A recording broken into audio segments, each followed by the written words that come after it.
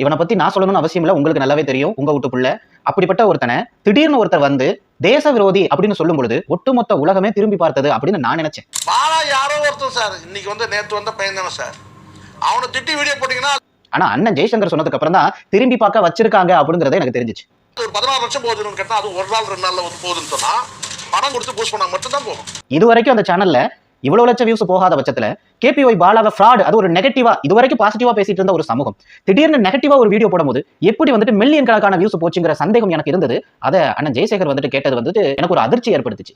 அப்போ இந்த சந்தேகம் நமக்கு மட்டும் இல்ல பல பேருக்கு இருக்கு அப்படிங்கிறது எனக்கு இவர் பேசுனதுல இருந்து தான் தெரிய வந்தது. இந்த ஒரு வீடியோ மட்டும் எப்படி 20 லட்சம் போகுது சார், பணம் கொடுத்து பூஸ்ட் பண்ணா மட்டும் தான் இவ்வளவு வீடியோ போகும். ரஜினிகாந்த் அரசியலுக்கு வரும்போது பல பேர் பேசினாங்க, ஏன் நிறைய பேர் பேசியிருக்காங்க சார். ரஜினிகாந்த் நீங்க சொல்லுங்க சார், ரஜினிகாந்த் தேச விரோதி நீங்க சொல்லி நீங்க ஒரு வீடியோ போட்டீங்கன்னா கூட இதை உங்களை பத்தி பேசினா கூட போகாது. முக்கிய பிரமுகர்களினுடைய மறைமுக தகவல்கள் நிறைய வருது, ஆனா அவங்களுக்கெல்லாம் கொடுக்காத ஒரு இம்பார்ட்டன்ட் ஏன் இந்த கேபிஒய் பாலாவுக்கு கொடுத்திருக்காங்க அப்படின்னு பாத்தீங்கன்னா, மோடியே நீங்க வந்து நீங்க சொன்ன வார்த்தையை வச்சு திட்டி வீடியோ போட்டா கூட அவ்வளவு பேர் பார்க்க மாட்டாங்க. உதவி, ஏன்னா அந்த உதவியை வைத்து உயர்ந்தவன் அப்படிங்கிற பட்சத்துல அவன் மீது இருக்கக்கூடிய அந்த நல்ல பேரை கிளீன் பண்ணி தூக்கி எறிஞ்சிடணும் அப்படிங்கிற ஒரு மாபெரும் ஒரு மாஃபியா கேங் ஒன்னு இறங்கி இருக்கு அப்படிங்கிறது நல்ல திட்டவட்டமா தெரியுது. உங்களுடைய நோக்கம் என்ன? பாலாவை